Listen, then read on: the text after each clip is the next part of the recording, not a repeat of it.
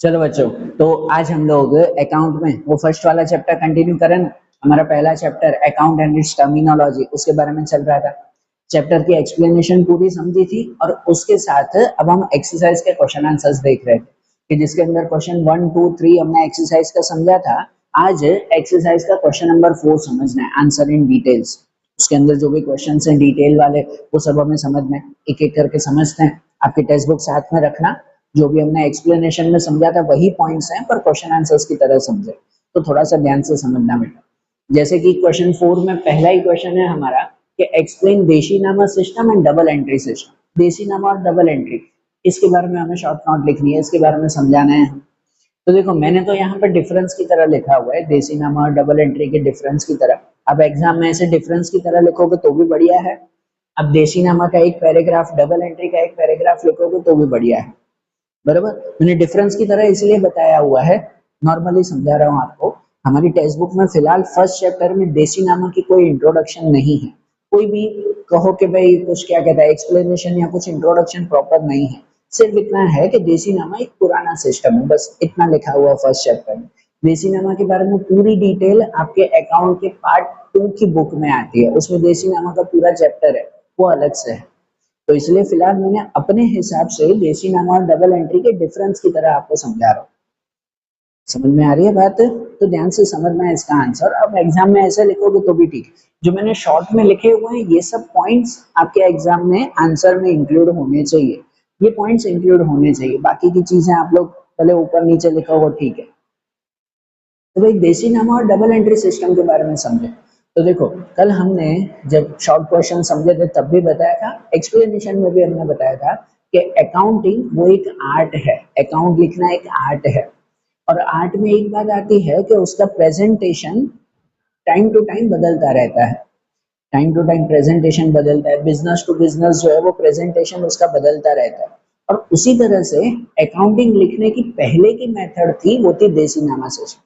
पहले के समय में ट्रेडिशनल मेथड जो हमारे इंडिया से ही शुरू हुई थी वो देशीनामा सिस्टम था। आपको ध्यान होगा अभी भी बहुत सारे बिजनेस वो मेथड अपनाते हैं, बहुत सारे आज भी अपनाते हैं। आपको शायद ध्यान हो कि कितने बिजनेसमैन होते हैं वो पता है अपने बिजनेस में अकाउंट लिखने के लिए वो रेड कलर की बड़ी सी बुक लेकर आते हैं। वो रेड पुट्ठे वाली बड़ी सी बुक आती है और उसके ऊपर वो सब हिसाब किताब लिखते हैं। और हर दिवाली में चोपड़ा पूजन किया जाता है, उसमें उन अकाउंटिंग बुक्स की पूजा की जाती है, ध्यान है ना?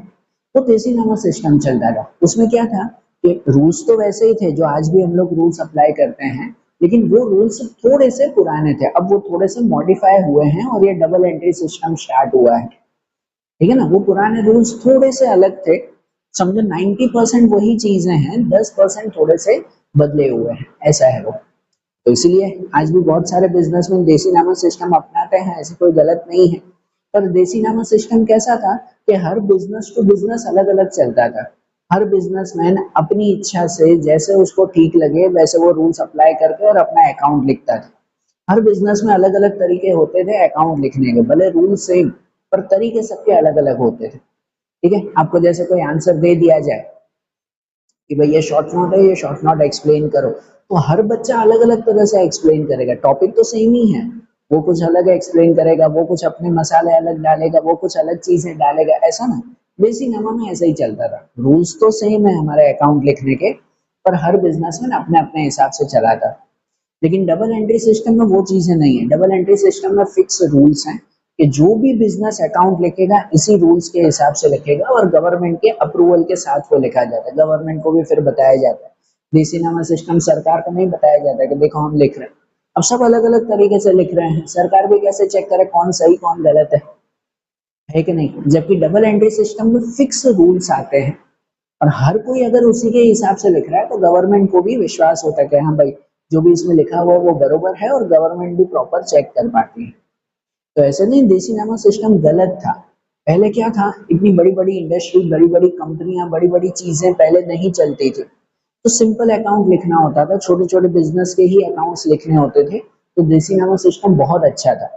लेकिन जब से इंडस्ट्रियलाइजेशन हुआ, बड़े बड़े बिजनेस स्टार्ट हुए, बड़ी बड़ी कंपनियां शुरू हुई, तो अकाउंटिंग लिखने की भी मेथड्स बदलने लगी और एक फिक्स मेथड सबके लिए, पूरे वर्ल्ड में हर कंट्री के लिए फिक्स मेथड जो है वो अप्लाई हुई वो ये डबल एंट्री सिस्टम। बात ध्यान आ रहा है ना, थोड़ी थोड़ी बातें ध्यान में आ रही है, ये ध्यान से समझना बेटा। तो इसलिए अगर डिफरेंस वाइज भी समझे तो वैसा ही है कि देसीनामा सिस्टम ट्रेडिशनल सिस्टम है, पहले जो ये चलता था वो, ये मॉडर्न सिस्टम। आज के टाइम में जो कंप्यूटर में अकाउंटिंग लिखी जाती है वो डबल एंट्री सिस्टम से ही लिखी जाती है।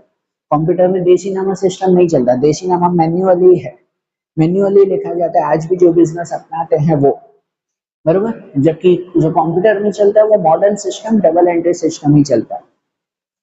देशीनामा का ओरिजिनेट इंडिया से ही हुआ था, इंडिया में ही देशीनामा शुरुआत हुआ, ऑलमोस्ट गुजरात से ही जो मेन अकाउंटिंग लिखी जाती थी वहीं से ही, और उसी को ही डेवलप किया गया डबल एंट्री सिस्टम में, उसी के ही रूल्स है, ऐसे नहीं वहां अलग बना, वही रूल्स को ऑलमोस्ट डेवलप किया गया। जो मेन इटाली में ल्यूका पेसियोली नाम के पर्सन थे जिन्होंने डबल एंट्री सिस्टम शुरू किया, यही देशीनामा को अपग्रेड करके। ठीक है, ये नाम याद रखना कि इटाली में ल्यूका पेसियोली नाम के पर्सन थे, उन्होंने इसको डेवलप किया है। एंड इसमें इनफॉर्मल मेथड्स थे, इनफॉर्मल मेथड मतलब कि कोई फॉर्मल नहीं था, इनफॉर्मल, सबके लिए अलग अलग, कोई कंपलसरी मेथड नहीं थी, इसको ऐसे ही लिखना है, इसको ऐसे ही लिखना है, हर बिजनेस अपने हिसाब से लिखता था। जबकि डबल एंट्री में सिस्टमेटिक मेथड चलती थी, प्रॉपर सिस्टम है कि हर बिजनेस को कंपलसरी इसी तरह से ही अकाउंट लिखना है, ठीक है ना। इसमें सिस्टमेटिक मेथड चलती है, इसमें नहीं। इसमें डबल इफेक्ट वो कंपलसरी नहीं था, देसीनामा डबल इफेक्ट हर एंट्री का डेबिट और क्रेडिट होना चाहिए, ऐसा इसमें कंपलसरी नहीं है। जबकि डबल एंट्री सिस्टम में डबल इफेक्ट कंपलसरी है, कि कुछ भी बिजनेस में ट्रांजेक्शन हो रहा है उसका डेबिट एंड क्रेडिट दिखाना कंपलसरी है, इसमें कंपलसरी, इसमें नहीं।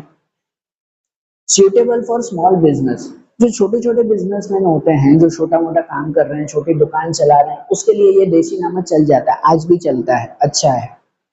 लेकिन जो suitable for all type of business, बाकी जितने भी बिजनेस हो, भले वो छोटा सा हो, छोटी सी दुकान हो, छोटी लारी चलाता हो, बड़ी कंपनी चलाता हो, कुछ भी हो, हर एक के लिए डबल एंट्री सिस्टम परफेक्ट। ये सिर्फ स्मॉल बिजनेस में चलता है, बड़ी बड़ी कंपनियां देसीनामा नहीं अपना सकती, मुश्किल हो जाता है अकाउंटिंग लिखना, ठीक है। जबकि डबल एंट्री सिस्टम सबके लिए प्रॉपर है। And errors are difficult to detect, कि अगर बिजनेस में कोई एरर हुई है, कुछ हिसाब किताब लिखना रह गया, कुछ प्रॉब्लम हो गई, कुछ भूल हो गई, तो इसमें उस भूल को ढूंढना मुश्किल हो जाता है। जबकि डबल सिस्टम में, मतलब डबल एंट्री सिस्टम में, एरर्स कैन डिटेक्टेड इजीली, जो आप सीखोगे भी कि अगर कोई भी मिस्टेक हो रही है तो उसको आसानी से ढूंढा जाता है कि भाई मिस्टेक हुई कहाँ है, बता रही है ध्यान। तो इसीलिए डबल एंट्री सिस्टम अब पूरे वर्ल्ड वाइड चलता है और बहुत सूटेबल है। जबकि देसीनामा आज भी अच्छा है पर छोटे छोटे बिजनेस के लिए चलता है। हम लोग अब आगे के पूरे साल में इनके बारे में सीखेंगे। अब पूरा साल डबल एंट्री सिस्टम प्रॉपरली सीखोगे, फिर ईयर के एंड में देसीनामा सिस्टम से कंपैरिजन सीखेंगे। आपके पार्ट 2 की बुक में आखिरी के चैप्टर्स में ये आएगा देसीनामा सिस्टम, फिर जिसमें कंपैरिजन सीखेंगे कि डबल एंट्री सिस्टम कैसा है और देसीनामा कैसा है। बता रही है ना ध्यान, ध्यान से ये जो पॉइंट्स हैं वो अच्छी तरह से नोट कर लेना आप लोग। फिर अब दूसरा क्वेश्चन देखें। फिर उसके बाद सेकंड हमारा क्वेश्चन आता है कि explain the process of accounting. Accounting process क्या? तो देखो, अकाउंटिंग की प्रोसेस मतलब जब अकाउंटिंग कर रहे हैं, कोई भी हिसाब किताब लिख रहे हैं, तो क्या क्या स्टेप्स होते हैं वैसे। अब अकाउंटिंग प्रोसेस या अकाउंटिंग साइकिल कहो, थोड़ा अलग अलग है। आपकी टेक्स्ट बुक में जैसे पॉइंट्स दिए हुए हैं, मैं उस पॉइंट के हिसाब से लिखा रहा हूँ कि अकाउंटिंग की जब भी प्रोसेस का है ना, तो उस प्रोसेस को जनरली 3 पार्ट में डिवाइड करते हैं। 3 चीजें की जाती है अकाउंटिंग के अंदर। सबसे पहले इनपुट, फिर प्रोसेस, और फिर रिपोर्ट तैयार कर, 3 चीजें आती हैं। अकाउंटिंग कैसे लिखा जाता है, मैं नॉर्मली भी एक्सप्लेन कर रहा हूँ, ध्यान से समझना भी कि अकाउंटिंग, अगर मेरा बिजनेस है और मुझे अकाउंट करना है, हिसाब किताब लिखना है, तो सबसे पहले हिसाब किताब लिखा जाता है सब बिल्स के थ्रू। मुझे याद कैसे रहेगा कि जब मैं हिसाब लिख रहा हूँ, जब भी मैं हिसाब लिखने बैठा, रोज के रोज तो नहीं लिख रहा हूँ, पक्का हिसाब लिखना वो हफ्ते में, 10 दिन में, 15 दिन, महीने में, तब लिखा जाता है कि नहीं। और तब लिखा जाए तो उसके लिए मुझे रोज के बिल्स तो संभालने पड़ेंगे ना, रोज की जो भी लेन देन होती है, रोज का जो भी कामकाज होता है, उसके बिल हर बिजनेस संभाल के रखता है। फिर जब वो संडे को फ्री बैठ रहा है या और कोई दिन जब वो फ्री है, महीने में किसी दिन है, या कोई सीए को दे दिया, तो उस बिल्स के हिसाब से वो क्या करते हैं, अकाउंट लिखते हैं। तो अकाउंटिंग में सबसे पहले होता है input, input of transactions and events. कि सबसे पहले बिजनेस के अंदर जितने भी बिल होते हैं, प्रैक्टिकली जो भी बिल्स आते हैं, उन बिल्स का इनपुट किया जाता है, उन बिल्स की एंट्री की जाती है बेसिक बेसिक। और सबसे पहले पता किया जाता है, मतलब बिल मतलब खाली बिल ही नहीं, कोई भी तरह का सबूत, कुछ भी ट्रांजेक्शन हुआ, कुछ भी इवेंट्स हुआ, कुछ भी लेन देन हुई, कुछ भी काम काज हुआ, तो कहीं पे हमने शॉर्ट में लिखा होगा, कहीं बिल बनाया होगा, कहीं पे रसीद बनाई होगी, कहीं कागज पे लिखा होगा, तो उन सबको साथ में लेकर इनपुट करना होता है। कभी कभार हमने सामान बेचा है, बिल नहीं भी बना हो तो हम बुक में लिख देते हैं, एक पेज पे लिख देते हैं कि भाई ये रहा इतना का सामान, है कि नहीं। तो इसीलिए वो सब चीजें जो भी हमारे सबूत हैं, उन सब का सबसे पहले इनपुट किया जाता है कि input of transaction and events. And उनके अंदर क्या होता है, तो उसके अंदर identification of transaction and events and then measurement of money, कि सबसे पहले आइडेंटिफिकेशन होता है according to measurement of money, कि भाई जितने भी हमने बिल रखे हुए हैं, जितने भी सबूत रखे हुए हैं, जितने भी कागज रखे हुए हैं, उन सबको आइडेंटिफाई करना कि कौन से इकोनॉमिक इवेंट्स हैं या इकोनॉमिक ट्रांजेक्शन है और कौन से नॉन इकोनॉमिक ट्रांजेक्शन, बराबर, कौन से इकोनॉमिक और कौन से नॉन इकोनॉमिक। इकोनॉमिक मतलब जिसको हम मनी में मेजर कर सकते हैं, नॉन इकोनॉमिक जिसका मनी में मेजरमेंट नहीं होता। तो जो नॉन इकोनॉमिक ट्रांजेक्शन है उसको साइड में रख दिया जाता है, उसका यूज नहीं है, उसको अकाउंटिंग के ऊपर है कि नहीं, उसकी कोई अकाउंटिंग नहीं है। लेकिन जो इकोनॉमिक ट्रांजेक्शन है जिसको मनी में मेजर किया जाता है, उसकी अकाउंटिंग होती है, और उसके बाद फिर वो आता है प्रोसेस। फिर सेकंड स्टेप प्रोसेस आता है, कि फर्स्ट स्टेप इनपुट हो गया, तो सेकंड स्टेप आता है हमारा प्रोसेस का। कि इनपुट में समझ गए ना, ये ध्यान में रखना है बेटा, अब जब लिखो तो ये चीजें लिखना, समझो तो माइंड में क्लियर भी रखना है। इनपुट में बिजनेस के जितने भी कागज, बिल, सबूत, जो कुछ भी लिखा हुआ होता है, उन सबको साथ में लेकर पहले उसका आइडेंटिफिकेशन होता है कि कौन सा इकोनॉमिक है, कौन सा नॉन इकोनॉमिक है, बराबर। और फिर जो इकोनॉमिक ट्रांजेक्शन है उसके ऊपर प्रोसेस होती है। अब जो पक्के बिल हुए उन सब पे प्रोसेस चलेगी।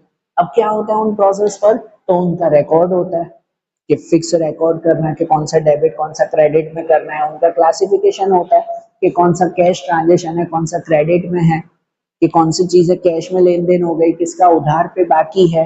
ये सब आप आगे के चैप्टर में सीखोगे, यही प्रोसेस सीखोगे कि जितने पक्के बिल हैं, जो इकोनॉमिक ट्रांजेक्शन है, उनको रिकॉर्ड करना, क्लासिफिकेशन करना, कंक्लूजन करना, कि उसका कुछ रिजल्ट आखिरी में कि इससे फायदा हो रहा है, नुकसान हो रहा है, एनालिसिस करना, इंटरप्रेट करना, इसमें भी वही कि उसका इफेक्ट बिजनेस में क्या हो रहा है, कैसा इफेक्ट है।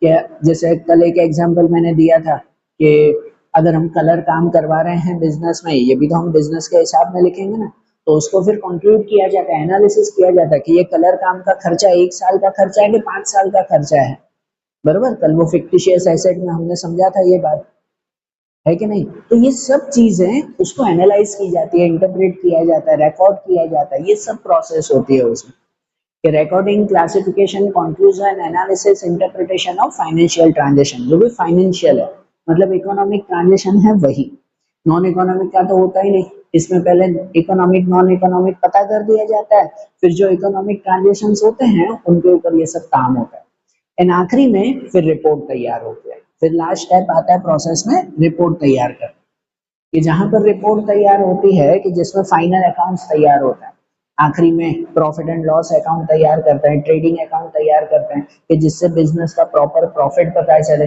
बिजनेस के अंदर हमारी जवाबदारी, लायबिलिटी कितनी है, बिजनेस के एसेट कितने हैं, ये सब चीजों की प्रॉपर रिपोर्ट मिले, तो लास्ट में रिपोर्ट तैयार करें, ठीक है ना। कि presentation of report to the users of financial information, कि जो भी यूजर्स हैं, जो भी अकाउंट यूज कर रहे हैं, जिसको भी हमें अकाउंट दिखाना है, उन्हें ये सब रिपोर्ट दिखाना। जैसे सरकार को हमें दिखाना होता है अकाउंट, तो अकाउंट को में सरकार को तो आखिरी रिपोर्ट बना के दिखाना पड़ेगा ना, सरकार को बिल थोड़ी दिखाएंगे कि लो भाई ये बिल, सरकार पूछ रही है कि इस रिपोर्ट का सबूत बताओ, तो हमें बिल दिखाना पड़ता है, बराबर। बाकी सरकार को जब टैक्स के लिए हमें अकाउंट दिखाना पड़ता है, तो वो फाइनल आखिरी रिपोर्ट बनाते हैं, रिपोर्ट बना के सरकार को दिखाना होता है कि देखो सरकार, हमारी भाई इतना प्रॉफिट हुआ है, अब इस प्रॉफिट पे हम इतना टैक्स भरेंगे। अगर सरकार पूछे कि यार इतना प्रॉफिट में इतना खर्चा तुमने कहाँ से किया, इसका सबूत दिखाओ, तो बिल दिखाना पड़ता है, ठीक है। सो सिंपल सी बात, तो मैंने पूरे एग्जांपल से बताया। पर जब भी अकाउंटिंग की प्रोसेस का है, तो सबसे पहले इनपुट होता है, जितने भी बिल, कागज वगैरह होते हैं, उन सबको बिजनेस में लाकर और उसमें से इकोनॉमिक और नॉन इकोनॉमिक ट्रांजेक्शन अलग कर, फिर जो इकोनॉमिक ट्रांजेक्शन होते हैं, फाइनेंशियल ट्रांजेक्शन होते हैं, उसके ऊपर पूरी प्रोसेस होती है, record, classification, conclusion, analysis, interpretation, ये सब प्रोसेस जो आप आगे के चैप्टर में सीखोगे। एंड फिर फाइनली उन पर से रिपोर्ट तैयार होती है जो बाहर पब्लिक को, गवर्नमेंट को या जिसको भी जरूर हो उसे दिखाई जाए। ठीक है, ध्यान देना बेटा प्रोसेस में ये तीनों स्टेप्स। फिर थर्ड वाला हम लोग क्वेश्चन देखें तो हमारा थर्ड क्वेश्चन आता है discuss the characteristic of accounting. Account के कैरेक्टरिस्टिक्स हमें समझने हैं, तो जो टेक्स्ट बुक में दिए हुए हैं उसके अकॉर्डिंग हम समझे कि अकाउंटिंग में क्या क्या बातें ध्यान रखी जाती है, क्या क्या चीजें आती हैं, वो कैरेक्टरिस्टिक के थ्रू समझे जाते हैं। जैसे सबसे पहला कैरेक्टरिस्टिक आता है फाइनेंशियल कैरेक्टरिस्टिक। सबसे पहली चीज के अकाउंटिंग के अंदर मतलब कुछ भी हम अकाउंट लिख रहे हैं, कोई भी बिजनेस का हिसाब किताब लिखना है, तो उसमें जो भी इकोनॉमिक ट्रांजेक्शंस होते हैं वो इकोनॉमिक ट्रांजेक्शंस ही लिखे जाते हैं, नॉन इकोनॉमिक ट्रांजेक्शंस को बिजनेस के अंदर नहीं लिखा जाता है ना, मतलब अकाउंट के अंदर नहीं लिखा जाता है नॉन इकोनॉमिक ट्रांजेक्शंस। ये पहले भी हमने समझाया ना, जिसको मनी में मेजर किया जा सकता हो उसी उसी सब हिसाब किताब, उसी सब ट्रांजेक्शंस को हम लोग अकाउंट के अंदर लिखते हैं। जिन चीजों को पैसों में काउंट नहीं कर सकते उसे अकाउंट के अंदर नहीं लिखा जाता है कि नहीं। सबसे पहले यही आता है फाइनेंशियल कैरेक्टरिस्टिक, और उसके साथ यही आता है कि money as a medium of exchange, कि हमेशा जो भी लेन देन होती है और उसके बदले में पैसे कितने मिले या पैसे कितने गए, वो मनी को ही हमेशा अकाउंट के अंदर रिकॉर्ड किया जाता है। ठीक है ना, मनी को रिकॉर्ड किया जाता है, दूसरी चीजें को रिकॉर्ड नहीं किया जाता। जैसे सपोज कि अगर हमने किसी से कोई 500 किलो अगर कुछ सामान खरीदा है, सपोज 500 केजी हमने सामान खरीदा, तो 500 केजी वो क्वांटिटी हम लोग नहीं लिखते, वो 500 केजी कितने में खरीदा वो हम लोग लिखते हैं, वो मनी लिखता है कि पैसे कितने दिए हमने। फिर वही 500 किलो हमने किसी और को बेचा है प्रॉफिट चढ़ा के, यहाँ से समझो खरीदा हो हमने 10,000 में, किसी और को बेचा हमने 15,000 में, प्रॉफिट चढ़ा के बेचेंगे ना, तो हम ये नहीं लिखते कि भाई 500 किलो हमने बेचा है, ऐसा नहीं लिखते। हम क्या लिखते हैं, भाई 15,000 हमें मिले हैं। हम तो हमेशा मनी में कितना ट्रांजेक्शन हुआ है वही लिखते हैं ना, है कि नहीं। तो हमेशा फाइनेंशियल कैरेक्टरिस्टिक ही आता है जो इकोनॉमिक ट्रांजेक्शन हो, पैसों की लेन देन जिसके अंदर हो और जिसमें पैसे ही एक्सचेंज में यूज होते हो, उसका रिकॉर्ड अकाउंट के अंदर होता है। बराबर ध्यान रखना बेटा, दोनों चीजें ये साथ में है कि फाइनेंशियल कैरेक्टरिस्टिक आता है हमेशा अकाउंटिंग में। नॉन इकोनॉमिक एक्टिविटी, जैसे नॉन इकोनॉमिक एक्टिविटी होती है कि भाई मैंने किसी को ऑर्डर दिया है, कि मैंने उसको ऑर्डर दिया तुम 500 किलो सामान भेजना, तो खाली ऑर्डर दिया, फोन पे बात हुई है ना, उसने भेजा है ना मैंने पैसे दिए हैं, तो ये नॉन इकोनॉमिक ट्रांजेक्शन है, अभी कुछ भी कामकाज हुआ नहीं है उस पर, तो ऐसे रिकॉर्ड इसमें नहीं करते कि भाई मैंने इस तारीख को ऑर्डर दिया था, उसका रिकॉर्ड इसमें नहीं करते हैं। बरोबर ना, सिर्फ फाइनेंशियल कैरेक्टरिस्टिक कि हाँ उसने सामान भेज दिया है, तो हाँ अब हम रिकॉर्ड करेंगे कि मैंने कितने पैसे दिए हैं, उसके हिसाब से रिकॉर्ड करते हैं। बराबर, और वो भी सामान भेजा तो सामान की एंट्री नहीं करते हैं, money as a medium of exchange, कि उसके बदले में हमने पैसे कितने दिए हैं उसका रिकॉर्ड हम लोग हमेशा रखते हैं। बात आ रही है ना, ध्यान समझना बेटा। And then classification and analysis of transactions, ये हमने आगे प्रोसेस में भी समझा था कि भाई अकाउंटिंग के अंदर जितने भी ट्रांजेक्शंस होते हैं उन सब का क्लासिफिकेशन किया जाता है, एनालिसिस किया जाता है। क्लासिफिकेशन मतलब कि जनरली जो भी ट्रांजेक्शंस होते हैं वो कुछ कैश होते हैं, कुछ क्रेडिट होते हैं।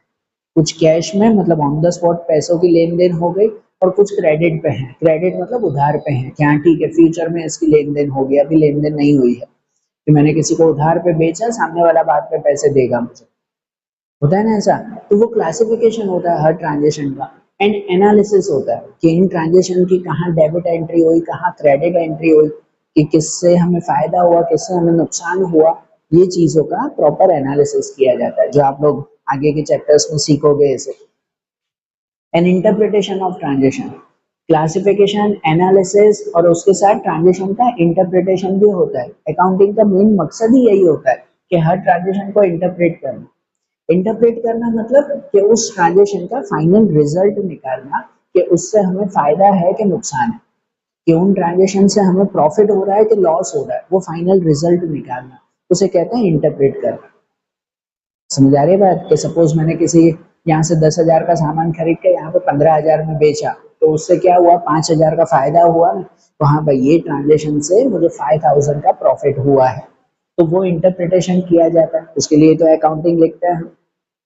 एंड क्वांटिटेटिव इंफॉर्मेशन, अकाउंटिंग के अंदर हमेशा क्वांटिटेटिव इंफॉर्मेशन होती है, मतलब क्वांटिटी लिखी जाती है, क्वालिटेटिव इंफॉर्मेशन नहीं। सिंपल, जो जो भी इंफॉर्मेशन को नंबर्स में काउंट कर सकते हैं उसको हम अकाउंट में लिखते हैं। सिर्फ क्वालिटेटिव इंफॉर्मेशन हो, जैसे नंबर में काउंट नहीं कर सकते हो, उसकी रिकॉर्ड अकाउंट में ज्यादातर नहीं होती। बरोबर, सिंपल सी बात अगर मैं कहूँ ना कि भाई सामने वाला कितना ईमानदार है, उसकी एंट्री हम लोग नहीं करते कि उसकी ईमानदारी कितनी है। हाँ, उसकी ईमानदारी की वजह से हमें बिजनेस में इतना प्रॉफिट हुआ, प्रॉफिट कितना हुआ वो नंबर में काउंट कर सकते हैं, उसको हम लोग बिजनेस में रिकॉर्ड करें। बराबर, उसकी ईमानदारी कितनी है उसे थोड़ी रिकॉर्ड किया जा सकता है। समझ आ रही है ना बात, ये सिंपल सी बात कि क्वांटिटेटिव इंफॉर्मेशन जिसे नंबर में काउंट कर सकते हैं उसे अकाउंट में लिखा जाता है, जिसे नंबर्स में नहीं काउंट कर सकते उसे अकाउंट में नहीं लिख पाते हैं। एन इकोनॉमिक डिसीजन, सही बात है, अकाउंटिंग का मेन यूज होता है इकोनॉमिक डिसीजंस लेने के लिए। अकाउंटिंग लिखने के बाद ही एक जो बिजनेसमैन होता है वो खुद भी डिसीजन ले पाता है कि अब हमें कौन से रास्ते पे चलना है, कि प्रॉफिट हुआ है तो ठीक है हम आगे ऐसे करेंगे, लॉस हुआ है तो ठीक है हमें ये सब केयर भी करनी पड़ेगी, तो डिसीजन ले पाता है ना। या तो फिर बाहर के लोग भी जो है वो डिसीजन ले पाते हैं, अगर मुझे बैंक से लोन लेना है, बैंक से उधार लेना है, तो मैं बैंक को अकाउंट जाके दिखाऊंगा, वो अकाउंट देख के बैंक डिसाइड करेगी कि इसको लोन देना है कि नहीं। मेरा अकाउंट अगर लॉस में होगा तो बैंक मुझे लोन ही नहीं देगी, अकाउंट अच्छा होगा, प्रॉफिट बता रहा है मेरा अकाउंट, तो बैंक कहेगी ठीक है आपके लिए लोन तैयार है कि नहीं। तो कोई भी इकोनॉमिक डिसीजन लेने के लिए हमारा अकाउंट बहुत हेल्पफुल रहता है। एंड हिस्टोरिकल इंफॉर्मेशन, हाँ अकाउंट के अंदर हिस्टोरिकल इंफॉर्मेशन होती है, अकाउंट हिस्ट्री के थ्रू ही लिखा जाता है, मतलब पूरे साल में जो भी हिसाब किताब, जो भी लेन देन हुई, जो भी कामकाज हुआ, उसी का ही तो बाद में हम अकाउंट लिखते हैं। अकाउंट फ्यूचर का नहीं लिखा जाता है कि भाई आगे हम क्या क्या करेंगे, पीछे हमने क्या क्या किया, उन सबके बिल, उन सबके रिकॉर्ड, उनके हिसाब से अकाउंट लिखा जाता है। तो इसलिए अकाउंट हमेशा हिस्टोरिकल इंफॉर्मेशन के हिसाब से लिखा गया, अकाउंट में हमेशा हिस्ट्री ही लिखी गई होती है कि भाई पूरे साल में हमने क्या क्या कामकाज किया है उसका अब ये हिसाब लिखा है हमने, बता रहे थे हम। और इसलिए अकाउंट का यूज इसके लिए भी होता है कि सपोज साल के एंड में, कि जैसे अकाउंटिंग ईयर हमारा खत्म होता है 31 मार्च को, पता है ना, 1 अप्रैल से 31 मार्च, तो अकाउंटिंग ईयर खत्म हुआ 31 मार्च को, और हमें पता करना होगा 6 महीने पहले हमने किससे क्या लेन देन की थी, तो वो हिस्ट्री अगर जाननी हो तो उसके लिए अकाउंट हिसाब किताब लिखा होगा तो वो यूजफुल होगा, उसे देख के पता चलता है कि 6 महीने पहले हमने किससे क्या लेन देन की थी, बता रही है ध्यान। तो इसलिए अकाउंटिंग के कैरेक्टरिस्टिक, उसके अंदर ये सब पॉइंट्स अच्छी तरह से याद रखें, बरोबर, लिख लो ऐसे, तो दूसरा क्वेश्चन समझे। फिर उसके बाद का हम क्वेश्चन समझे तो फोर्थ वाला क्वेश्चन है describe advantages of accounting, accounting लिखने के फायदे क्या है। तो अगर, वैसे तो कहा ही जाता है कि हर बिजनेस को कंपलसरी हिसाब किताब अकाउंटिंग रखनी ही चाहिए और प्रॉपर मेथड से रखनी चाहिए। बहुत सारे बिजनेसमैन ऐसे होते हैं जो अपना हिसाब किताब अकाउंटिंग वगैरह रखते ही नहीं है, या ओरली रखते हैं, छोटा मोटा रफली रखते हैं, ऐसे छोटे मोटे बिजनेसमैन होते हैं वो रफ अकाउंटिंग रखते हैं, क्या इतने आए इतने गए वो ठीक है, जबकि अकाउंटिंग में एक एक रुपए का हिसाब किताब लिखा जाता है। और खासकर जो अच्छा बिजनेस चल रहा हो, बड़ा बिजनेस चल रहा हो, उसमें प्रॉपर अकाउंटिंग रहना चाहिए। क्यों रहना चाहिए, उसके क्या फायदे हैं, तो वो एडवांटेजेस ये पॉइंट वाइज हम समझें। जैसे सबसे पहला है अवेलेबिलिटी ऑफ अकाउंटिंग इंफॉर्मेशन, कि अकाउंटिंग लिखने से हमें प्रॉपर अकाउंटिंग इंफॉर्मेशन मिलती है, प्रॉपर हिसाब किताब बिजनेस का पता चलता है, प्रॉपर बिजनेस की आइडेंटिटी पता चलती है कि भाई बिजनेस क्या है, कैसे चल रहा है, कितना फायदा कर रहा है, ये सब पता चलता है। और जिससे जिससे किसी को भी ये इंफॉर्मेशन की जरूर हो तो वो हम प्रॉपर दे पाते। जैसे इससे पहले वाले क्वेश्चन में भी मैंने एग्जांपल दिया वही, कि सपोज अगर मुझे बैंक से लोन लेनी है तो पहले बैंक पूछेगा मुझसे कि तुम्हारा हिसाब किताब दिखाओ, तुम महीने के कितना प्रॉफिट कमा रहे हो, साल का कितना प्रॉफिट है, कितना खर्चा है तुम्हारा, तुम हिसाब किताब दिखाओ तो मैं चेक करूँ। तो मुझे वो हिसाब किताब उसे कैसे दिखाना पड़ेगा, अकाउंटिंग के जरिए ही ना। तो इसीलिए अगर मेरी अकाउंटिंग प्रॉपर होगी then availability of accounting information, वो अकाउंटिंग इंफॉर्मेशन मेरे पास हाजिर रहेगी जो मैं किसी को भी दिखा पाऊंगा। कभी सरकार की रेड पड़ जाए कि दिखाओ भाई ये तुम क्या कर रहे हो, तुम्हारा हिसाब किताब दिखाओ, वो अकाउंटिंग इंफॉर्मेशन इसके जरिए ही तो दिखाएंगे हम लोग। ठीक है। तो अकाउंटिंग लिखने से प्रॉपर इंफॉर्मेशन हमारे पास हमेशा रहती है। टू नो प्रॉफिटेबिलिटी, जो सबसे सिंपल कि बिजनेस की प्रॉफिटेबिलिटी पता चलती है कि बिजनेस को कितना फायदा हो रहा है, कितना नुकसान हो रहा है, बिजनेस प्रॉफिट में है कि लॉस में है, और अगर प्रॉफिट में है तो कितना प्रॉफिट है, हर साल के कंपैरिजन में प्रॉफिट ज्यादा हो रहा है कि हर साल के कंपैरिजन में प्रॉफिट कम होता जा रहा है, ये सब वो अकाउंट लिखने से ही तो पता चलता है।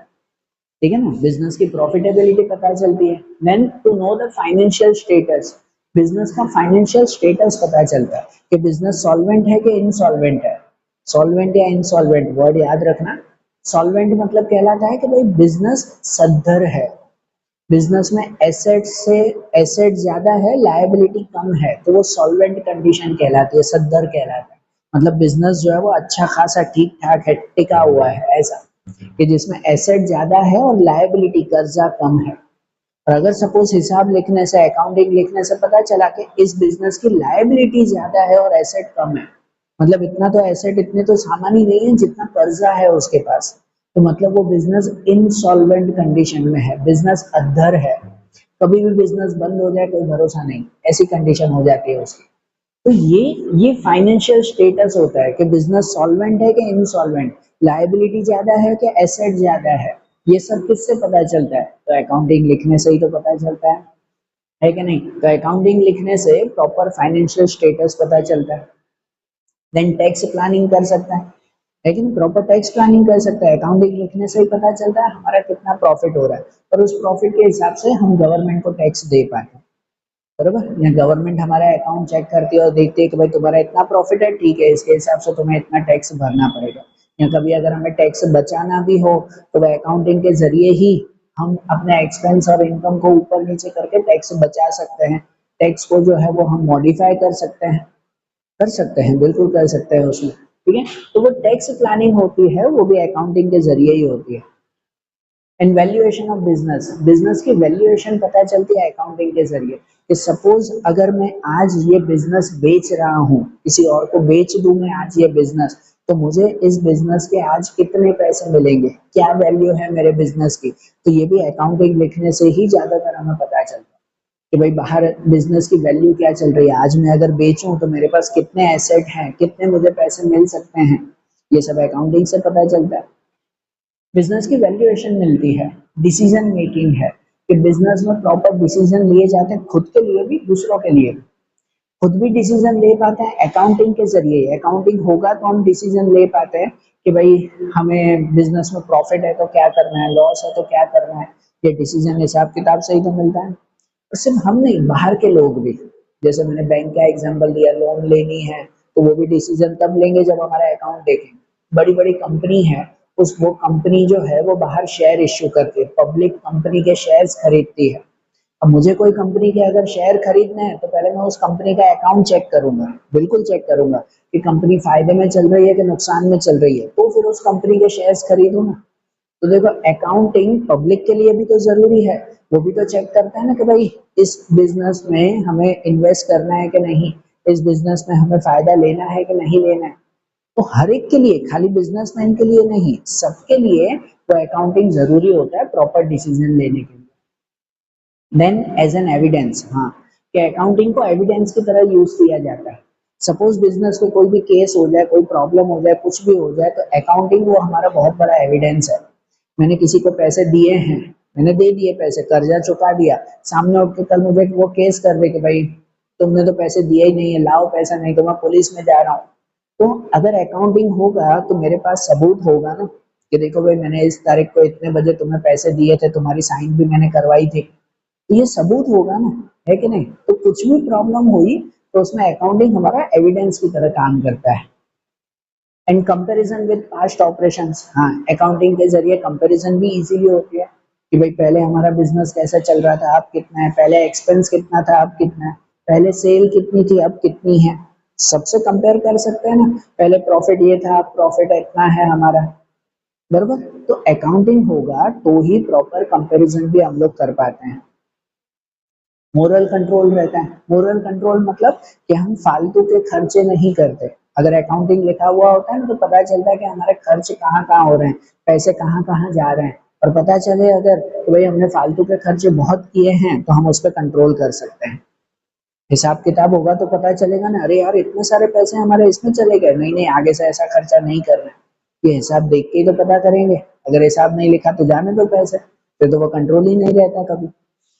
एंड देन करेक्टिव मेजर्स, हम कोई भी अगर मिस्टेक हो रही है बिजनेस में, कोई भी एरर आ रही है, तो वो अकाउंटिंग के जरिए ही हम सुधार पाते हैं। अकाउंटिंग से ही पता चलता है कि बिजनेस में फालतू के खर्चे कहाँ हो रहे हैं, मिस्टेक कहाँ हो रही है, नुकसान कहाँ पे हो रहा है, जिससे हम उसको करेक्ट कर सकते हैं, सुधार सकते हैं।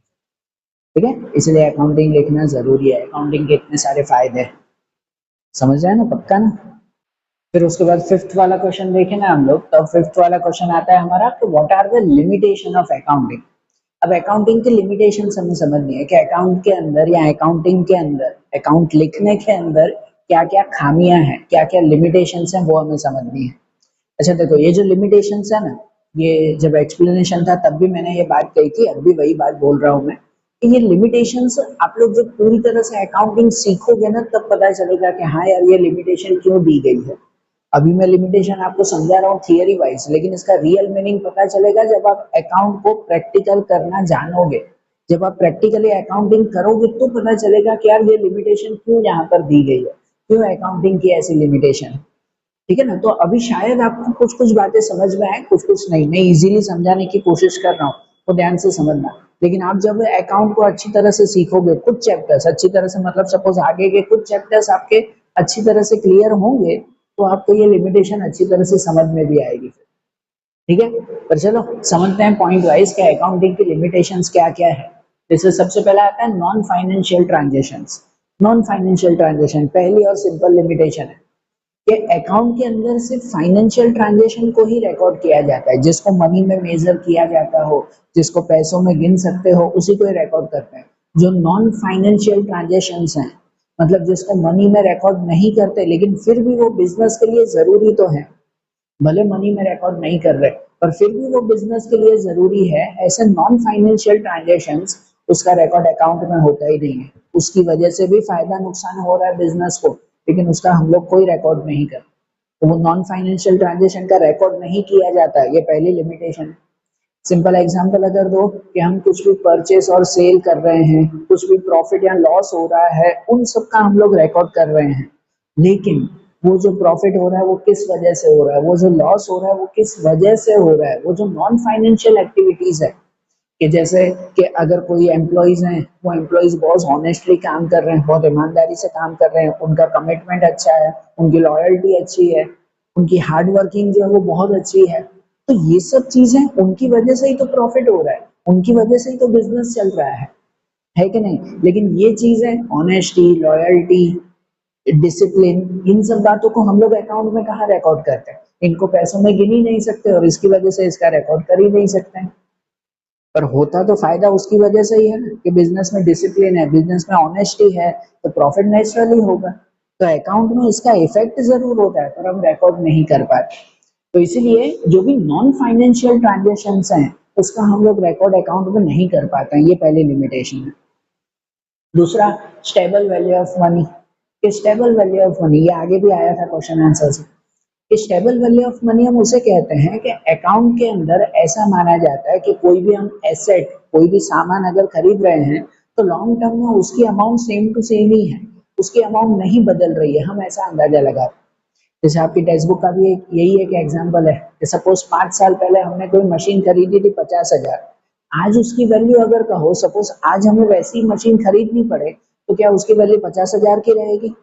नहीं ना, उसकी वैल्यू ऑफ कोर्स ज्यादा ही होगी, ऑलमोस्ट तो ज्यादा ही, कोई कोई केसेस में हो सकता है कि चलो कम हो, पर सेम तो नहीं होगी ना, कि 5 साल पहले जो चीज हमने 50,000 में खरीदी थी आज भी वही है, नहीं ना। लेकिन फिर भी जब हम अकाउंट में रिकॉर्ड करते हैं ना, तब भी यही रिकॉर्ड किया जाता है कि भाई वो मशीन 50,000 की ही है, उसकी नई वैल्यू, उसकी जो चेंज हुई वैल्यू है, उसे अकाउंट इग्नोर करता है। ठीक है, ये बातें आप जब आगे अकाउंट की एंट्रीज करोगे ना, तब आपको ज्यादा ध्यान में आएगी कि इसी वजह से account stable value of money मानता है। अकाउंटिंग में ऐसा माना जाता है कि भाई एक बार जो हमने एसेट खरीदी, भाई ये टेबल खरीदी 10,000 की, कि इसको 5 साल बाद भी मैं बुक में लिखूंगा तो भाई 10,000 की टेबल है, मैं यही लिखूंगा। क्यों? 5 साल बाद तो इसकी वैल्यू अप डाउन हो चुकी होगी ना भाई, आज अगर मैं ये टेबल खरीदूं, 5 साल पहले खरीदी थी कितने में भी, आज खरीदने जाऊं उतनी वैल्यू में थोड़ी मिलेगी, आज तो उसकी कोई अलग वैल्यू है। लेकिन अकाउंट में वो सेम वैल्यू ही लिखी जाती है, वो स्टेबल वैल्यू लिखी जाती है, जो अकाउंट की गलती है, बराबर। ये अकाउंट की लिमिटेशन मानी जाती है, stable value of money. Then historical transactions और इवेंट्स। हाँ, अकाउंट हमने पहले भी समझा था कि अकाउंट हिस्ट्री के ऊपर से लिखा जाता है, मतलब पूरे साल में हमने क्या क्या ट्रांजेक्शंस किए, क्या क्या लेन देन की, क्या क्या कामकाज किया, उसके ऊपर से अकाउंट लिखते हैं, है कि नहीं। और सपोज अगर अकाउंट लिखने में कोई भी एक गलती हो गई, या हिस्ट्री के कोई ट्रांजेक्शन में, कोई बिल में, या कहीं पर भी कोई भी एक गलती हो गई और अकाउंट में अगर वो नहीं सुधारी गई, तो उस गलती को ही हमेशा कंटिन्यू किया जाता है, हमेशा कंटिन्यू किया जाता है, उसे सुधारना बहुत मुश्किल हो जाता है कि नहीं। तो इसी वजह से अकाउंटिंग ऐसा है जो बहुत केयरफुली हमें करना पड़ता है, कि अगर एक भी गलती हो गई उसमें और अगर उसे नहीं सुधार पाया उस वक्त, तो वो गलती हमेशा रिपीट होती रहती है। ये भी बातें आप आगे के टॉपिक में सीखोगे कि जब आप सम करोगे पूरा, कि अगर एक जगह पर कोई एक छोटी सी गलती भी हो गई, आपके पूरे सम में वो गलती रिपीट होती रहेगी, रिपीट होती रहेगी, रिपीट होती रहेगी, क्योंकि उसे हमने नहीं सुधारा, वो गलत का गलत ही लिख दिया है।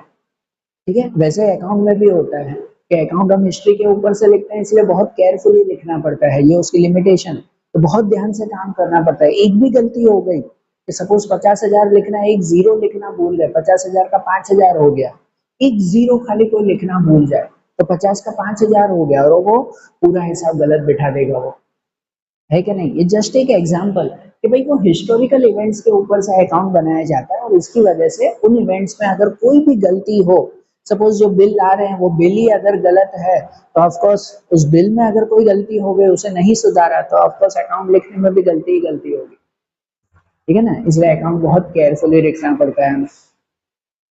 Then avoidance of market value, ये इसी की तरह स्टेबल वैल्यू ऑफ मनी, उसकी उसी के ही सिमिलर, कि avoidance of market value. Accounting में मार्केट वैल्यू को अवॉइड किया जाता है, कि भाई सपोज मैंने कोई जमीन मकान खरीदा है, तो जमीन मकान की वैल्यू जब खरीदी थी तब 5 लाख की थी, आज देखो तो आज वो जमीन की वैल्यू बढ़ गई है, आज उसकी वैल्यू 8 लाख है, लेकिन हम अकाउंट में नहीं लिखते कि मुझे 3 लाख का फायदा हुआ, लिखते हैं, नहीं लिखते। हम अकाउंट में लिखते हैं कि मेरी जमीन तो 5 लाख की ही है कि नहीं। नॉर्मली कोई घर भी अगर खरीदता है, कि सपोज किसी ने घर खरीदा 10 लाख में, वो 6 साल बाद भी बोलेगा ना घर कितने में खरीदा, 10 लाख में, पर आज उसकी वैल्यू 10 लाख से कहीं ज्यादा बढ़ चुकी होगी, लेकिन वो हम हिसाब में नहीं लिखते कि मुझे जो है वो सपोज 10 के 15 लाख हो गए तो मुझे 5 लाख का फायदा हुआ, वो लिखते ही नहीं है, क्योंकि वो फायदा दिखाई भी नहीं देता है, नहीं दिखाई देता ना। तो इसी वजह से ऐसे मार्केट वैल्यू को हम अवॉइड करते हैं। ये अकाउंटिंग की गलती है, उसकी भी कोई मेथड होनी चाहिए, कि अगर उसकी वैल्यू बढ़ रही है तो उस, या बढ़ रही है या कम हो रही है, तो वो न्यू वैल्यू उसमें रिकॉर्ड होनी चाहिए, और वो अकाउंट की लिमिटेशन मानी जाती है। ये सब बातें वैसी है जो मैं फिर से वही बात बोल रहा हूँ, आपको आगे धीरे धीरे समझ में आएगी। Then use of estimates.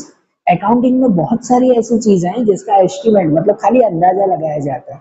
कितनी बार अकाउंटिंग में कोई परसेंटेज रिजर्व में रखे जाते हैं, कुछ रुपए या कुछ चीजें अगर रिजर्व में रखते हैं, रिजर्व मतलब साइड में किए हुए पैसे होते हैं कि चलो फ्यूचर में ये काम आएंगे, तो कुछ चीजें रिजर्व में रखी जाती है। अब जब वो रिजर्व में रखते हैं ना, तो वो अंदाजे से ही रिजर्व में रखते हैं। बहुत सारी चीजें, बेड डेप रिजर्व आता है, डेप्रिशिएशन आता है, या दूसरी चीजें आती है, तो इनके रिजर्व होते हैं ना, वो अंदाजे से रखे जाते हैं कि भाई शायद फ्यूचर में इतना लॉस हो, तो उसके हिसाब से हम इतना रिजर्व रख रहे हैं, शायद हो, और ना हो लॉस तो ये रिजर्व तो गलत हो गया ना हमारा, ठीक है ना। हाँ, ये चीजें अकाउंट में आती है कि भाई फ्यूचर में हो सकता है कि मेरा 10,000 का लॉस हो, तो इसके लिए मैं पहले से ही 10,000 रुपए थोड़े से अलग करके रखता हूँ कि फ्यूचर में लॉस ना हो जाए। तो ये तो लॉस हो तो, ना हो तो, 10,000 से कम हुआ तो, 10,000 से ज्यादा हुआ तो, ये तो खाली एस्टिमेट ही लगा रहे हैं ना, अंदाजा ही लगा रहे हैं, कोई फिक्स वैल्यू तो बनी नहीं रही है उसकी।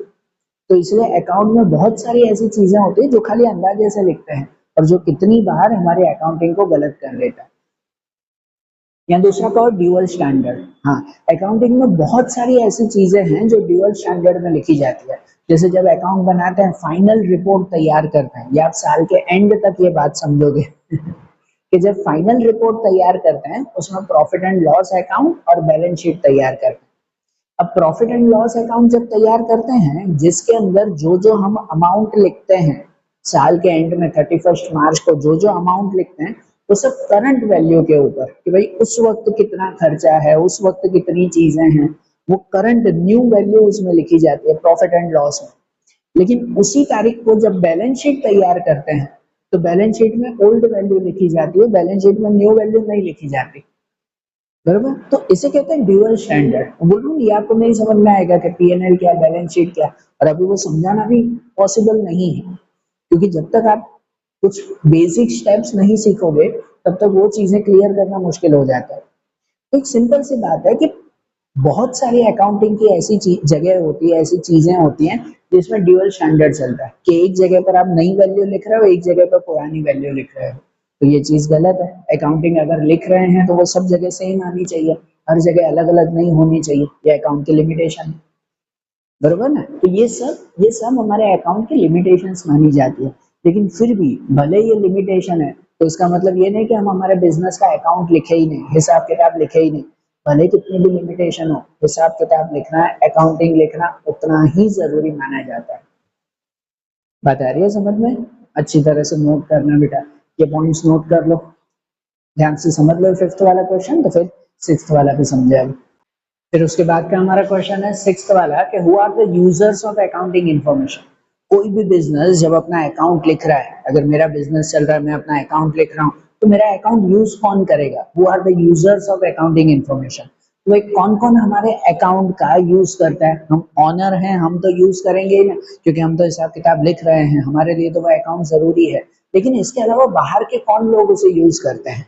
तो दूसरे जो अगर यूजर्स कहें ना, तो उनमें सबसे पहला आता है मैनेजमेंट, कि जैसे बड़ी बड़ी कंपनी होती है तो कंपनी में मैनेजमेंट करने के लिए अलग से टीम होती है, जिनमें मैनेजर्स होते हैं, सीईओ होते हैं, बोर्ड ऑफ डायरेक्टर्स, उनकी पूरी टीम रहती है कि नहीं? बड़ी बड़ी कंपनी में मैनेजमेंट करने के लिए पूरी अलग टीम रहती है। अब उनको कंपनी रिलेटेड कोई डिसीजन लेना हो, कुछ मैनेजमेंट करना हो, तो वो भी तो कंपनी का अकाउंट देखेंगे ना, है कि नहीं? वो भी तो कंपनी का हिसाब किताब चेक करेंगे कि कंपनी में कितना एक्सपेंस है, कितना प्रॉफिट लॉस है, तो ठीक है, अब उसके हिसाब से हम लोग मैनेजमेंट करेंगे। तो इसीलिए जो बड़ी-बड़ी कंपनीज हैं, छोटे-मोटे बिजनेस में ऐसा नहीं होता है।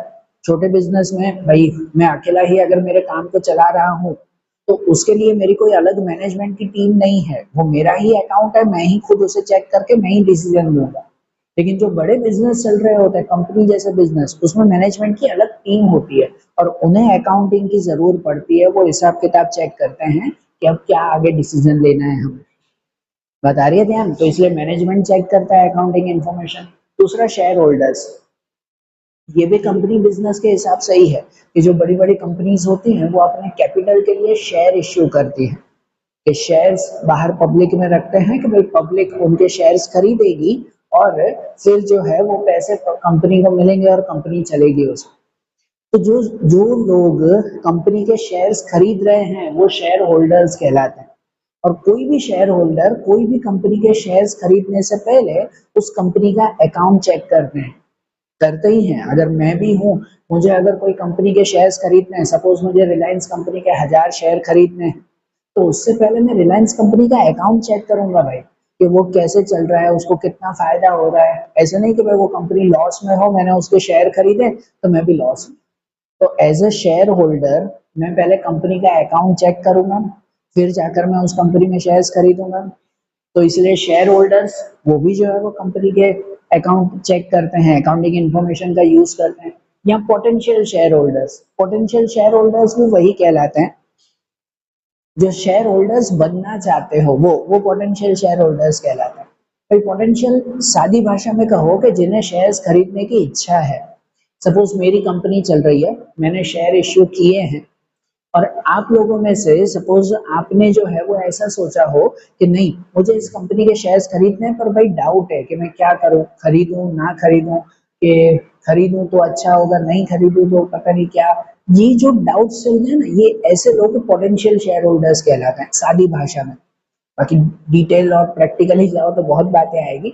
सादी भाषा में ये लोग पोटेंशियल कहलाते हैं, क्या है, ये खरीदना चाहते हैं पर मन में डाउट्स चल रहे हैं, मन में जो है वो दूसरी बातें चल रही हैं, और ऐसे लोग भी पहले बिजनेस का अकाउंट चेक करते हैं और उनके थ्रू उनके काफी डाउट्स क्लियर होते हैं कि हाँ यार ये कंपनी सही है, ठीक है, इस कंपनी के हमें शेयर्स खरीदने चाहिए। बरोबर। मैं भी पहली बार अगर शेयर खरीदने जा रहा हूँ, सपोज मैं पोटेंशियल शेयर होल्डर हूँ, तो मेरे सामने अगर चार कंपनी हो तो मैं भी डाउट में रहूंगा यार कौन सी कंपनी का शेयर खरीदूं, मेरे लिए कौन सा सही रहेगा। तो ऐसे में मैं सब कंपनी के अकाउंट चेक करूंगा, फिर उसके बाद डिसीजन दूंगा। तो इसलिए ये पोटेंशियल शेयर होल्डर या शेयर होल्डर वो अकाउंट का यूज करते हैं। इसके अलावा क्रेडिटर्स, क्रेडिटर्स वो जो कंपनी को, जो बिजनेस को उधार में कुछ दे रहे हैं, उधार सामान दे रहे हैं, उधार पैसे दे रहे हैं या कुछ भी, वो क्रेडिटर्स कहलाए। अब मेरा बिजनेस चल रहा है, मुझे किसी से अगर उधार लेना है, मुझे उससे 1 लाख का सामान उधार लेना है, तो वो 1 लाख मुझे ऐसे ही दे देगा उधार में, लो भाई ले जाओ? वो भी, वो जो सामने जिससे मैं उधार ले रहा हूँ वो क्रेडिटर कहलाया। तो वो भी पहले मेरे बिजनेस का अकाउंट चेक करेगा, वो चेक करेगा कि भाई मेरा बिजनेस चल कैसे रहा है, बरोबर चल रहा होगा तो वो उधार देगा, नहीं तो वो खुद कहेगा कि तुम्हारा बिजनेस खुद डूबा हुआ है, तुम्हारा हिसाब बता रहा है, तुम्हारे इतने खर्चे हैं, अब मैं उधार दूंगा तो मेरे भी पैसे डूब जाएंगे, है कि नहीं? तो इसीलिए जो क्रेडिटर्स होते हैं, जो बिजनेस को कुछ उधार सामान दे रहे हैं, या जैसे बैंक होती है, बैंक अगर लोन दे रही है, तो वो सब भी पहले बिजनेस का अकाउंट चेक करते हैं, उसके बाद वो बिजनेस को कुछ सामान देते हैं या उधार पे देते हैं। तो क्रेडिटर्स। दूसरा एम्प्लॉयज, जो एम्प्लॉय जो बिजनेस में काम कर रहे हैं, वो भी अकाउंट चेक करते हैं। हाँ, ये मैंने एक्सप्लेनेशन में भी आपको बताया था, सॉरी, कि जब बिजनेस में, जब भी कोई बिजनेस में एम्प्लॉयज काम कर रहे हैं या जॉब के लिए आ रहे हैं नए, तो उन्हें भी पूरा हक है कि वो बिजनेस के अकाउंट को चेक करें। ये जो काम कर रहे हैं, जो नए आए हैं एम्प्लॉय, सबको हक है कि वो बिजनेस के अकाउंट को चेक करें। मैं कोई बिजनेस में नौकरी करने के लिए जाऊँ ना, नौकरी करने के लिए जाऊँ तो मैं पहले उस बिजनेस के अकाउंट को मांग सकता हूँ कि भाई तुम्हारे बिजनेस का अकाउंट लाओ ना, मैं एक बार चेक करूँ। तो उनके अकाउंट देखकर अगर मुझे पता चले कि भाई ये बिजनेस जो है तो पहले ही अपने वर्कर को सैलरी नहीं दे रहा है, सबकी 4-4 महीने की सैलरी देना बाकी है, तो ऐसे में मैं नौकरी करने के लिए जाऊंगा वहां पे, मना कर दूंगा कि सॉरी भाई मुझे आपके यहाँ नौकरी नहीं करनी, भाई आपने तो सबकी पगार 4-4 महीने की बाकी रखी है, मेरी भी बाकी रहेगी, मुझे नौकरी नहीं करनी।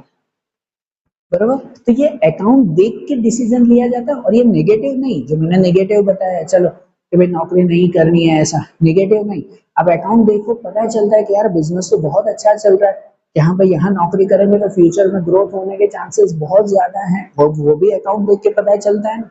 तो फिर वो एम्प्लॉयज वहां पे नौकरी करेगा, भले स्टार्टिंग में थोड़े कम सैलरी पे करेगा, कि हाँ भाई फ्यूचर में ग्रोथ मेरी अच्छी होगी, बराबर। तो वो एम्प्लॉयज, वो भी अकाउंट चेक करते हैं। टैक्स अथॉरिटीज, ये टैक्स अथॉरिटीज हैं जो हमसे टैक्स कलेक्ट करने के लिए आते हैं। आपने देखा होगा ना कि भाई कभी गवर्नमेंट के कुछ अथॉरिटीज जो है वो क्या कहते हैं, रेड करने के लिए आ जाते हैं, कि बिजनेस में या घर पे चेक करने के लिए आ जाते हैं कि लाओ अपना हिसाब किताब दिखाओ, तो उन्हें भी तो अकाउंट की जरूरत पड़ती है, वो भी बिजनेस के अकाउंट को चेक करते हैं।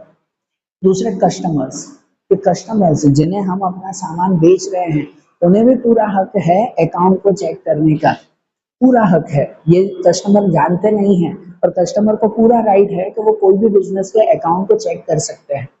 कि मैं अगर सपोज कोई कंपनी का लैपटॉप खरीद रहा हूँ, एक एग्जांपल, मैं कंपनी का लैपटॉप खरीद रहा हूँ, लैपटॉप आया है 80,000 का, 80,000 का लैपटॉप, तो मैं कंपनी को डिमांड कर सकता हूँ, कंपनी को बोल सकता हूँ कि प्लीज आपका हिसाब किताब दिखाओ ना, और मुझे बताओ कि भाई ये लैपटॉप इतना महंगा क्यों है, क्यों 80,000 का आप लोग बेच रहे हो, उसका रीजन बताओ। और वो रीजन जानना हो तो मैं उस कंपनी के अकाउंट को भी मंगवा सकता हूँ, कि कंपनी ने रॉ मटेरियल कितने में खरीदा होगा, कितना उसे प्रॉफिट मिल रहा है, कितना दूसरा खर्चा हो रहा है, ये सब कस्टमर जान सकते हैं कि क्यों इतना महंगा प्रोडक्ट आप बेच रहे हो। तो इसलिए कस्टमर को भी हक है कि वह अकाउंटिंग इंफॉर्मेशन का यूज कर सके। फॉरेन एंटरप्रेन्योर्स होते हैं, फॉरेन एंटरप्रेन्योर मतलब फॉरेन बिजनेसमैन, जो बाहर के देश के बिजनेसमैन होते हैं, उन्हें अगर कोई यहाँ पे आकर कोई कंपनी में इन्वेस्ट करना है, तो पहले उस कंपनी का वो अकाउंट चेक करेंगे कि ये कंपनी कैसी चल रही है, तो हम आगे आके इसमें इन्वेस्ट करें, है कि नहीं? तो अगर कोई फॉरेनर है, बाहर के बिजनेसमैन है, तो वो भी यहाँ पर आकर पहले यहाँ की अकाउंटिंग चेक करते हैं, फिर उसके बाद यहाँ पर इन्वेस्टमेंट करते हैं। रेगुलेटरी बॉडीज होती हैं, रेगुलेटरी बॉडीज वो कहलाती है जो बिजनेस को, खासकर बड़े बिजनेस, जो बड़ी बड़ी कंपनी फैक्ट्रियां चल रही हैं, उन बिजनेस को डायरेक्ट या इनडायरेक्ट हेल्प करती है। जैसे सेबी हुई, रेगुलेटरी बॉडी में सेबी आती है, security exchange board of India, तो security exchange board of India, इस सेबी का काम है कि कोई भी कंपनी अगर शेयर इश्यू कर रहे हैं, पब्लिक के सामने अपने शेयर रख रहे हैं, पब्लिक को शेयर बेच रहे हैं, तो वो शेयर्स को कैसे बेचना है, उसका रेगुलेशन, उसके रूल्स वो सेबी बनाती है, वो रेगुलेटरी बॉडी है। तो वो सेबी भी पहले कंपनी के अकाउंट को चेक करती है कि कंपनी बरोबर चल रही है, वो बरोबर शेयर्स बेचने लायक है कि नहीं है। वैसे यहाँ IRDA आता है, रेगुलेटरी बॉडी में ही IRDA, insurance regulatory development authority, है। तो ये इंश्योरेंस अथॉरिटी है कि जो हर कंपनी, हर बिजनेस को प्रॉपर इंश्योरेंस प्रोवाइड करते हैं या उनके रिलेटेड रूल्स बनाते हैं। तो वो भी आकर हर बिजनेस के अकाउंट को चेक करते हैं कि भाई ये बिजनेस कैसा चल रहा है, किस तरह से इसकी वर्किंग है, तो उसके हिसाब से उसको कैसा इंश्योरेंस, क्यों इंश्योरेंस देना चाहिए, ये सब चीजें आती है। तो इसलिए ऐसे रेगुलेटरी बॉडीज हैं, वो भी अकाउंटिंग इंफॉर्मेशन का यूज करते हैं। यहाँ प्रोफेशनल बॉडीज होती है, प्रोफेशनल बॉडीज जैसे ICA है, कि जो क्या कहते हैं, CA की जो बॉडीज है, चार्टर्ड अकाउंटेंट की बॉडी आती है, जिसमें मेन उनका वर्क होता है, उनका काम ही यही है कि हर बिजनेस के जो है वो अकाउंट को चेक करना और ऑडिट करना। ऑडिट करना मतलब वही कि अकाउंट को प्रॉपर चेक करना कि अकाउंट बरोबर लिखा हुआ है कि नहीं लिखा हुआ है। उन प्रोफेशनल बॉडीज का मकसद ही यही होता है, ये चेक करना कि अकाउंट में कोई गड़बड़ तो नहीं है, कोई बिजनेस में अपने हिसाब किताब में झूठ मूठ तो नहीं लिखा हुआ है, गलत बिल तो नहीं डाले हुए हैं अकाउंट के अंदर, ठीक है ना। ये सब चेक करना ही उनका मेन मकसद है, तो इसलिए वो भी अकाउंट को चेक करते हैं। फिर रिसर्चर एंड एनालिसिस्ट, ये रिसर्चर एंड एनालिसिस्ट होते हैं, ये आप लोगों के लिए आएगा कि फ्यूचर में अगर कोई अपने से ही, अगर फ्यूचर में कोई PhD कर रहा है अकाउंट के ऊपर, कोई PhD कर रहा है, कोई अकाउंट के ऊपर नई रिसर्च कर रहा है, या कोई कंपनी या कोई बिजनेस का अगर एनालिसिस कर रहा है, उसके ऊपर रिसर्च करने का काम कर रहा है, ऐसे अगर कोई स्टूडेंट है, तो वो भी उस कंपनी में जाकर, उस बिजनेस में जाकर उसके अकाउंट की डिमांड कर रहे हैं कि लाओ भाई आपका हिसाब किताब, आपका अकाउंट दिखाओ ना, हमें इसके ऊपर रिसर्च करना, हमें इसके ऊपर काम करना। तो इसलिए ऐसे स्टूडेंट्स या रिसर्चर, एनालिसिस, वो भी अकाउंट का यूज करते हैं। एंड फाइनली गवर्नमेंट, गवर्नमेंट तो करती है कि नहीं, सबसे टॉप पे, भले आखिरी में लिखा हुआ है लेकिन सबसे टॉप पे गवर्नमेंट आती है, कि गवर्नमेंट ही हमसे टैक्स कलेक्ट करती है, तो वो अकाउंट के हिसाब से ही। या जब भी गवर्नमेंट या उसकी कोई भी बॉडी को अगर ये डाउट होता है कि नहीं बिजनेस गलत चल रहा है, तो वो कभी भी आकर बिजनेस में वो चेकिंग कर सकते हैं कि भाई लाओ अब आपका अकाउंट दिखाओ, हमें हिसाब किताब चेक करना है, बरोबर ना। तो इसीलिए अकाउंट जब लिखा जाता है तो खाली बिजनेस के खुद के लिए, खाली मालिक के लिए नहीं लिखा जाता है, ये सब भी अकाउंट का डायरेक्ट या इनडायरेक्ट यूज करते हैं। इसी वजह से अकाउंट बरोबर लिखा हुआ होना चाहिए।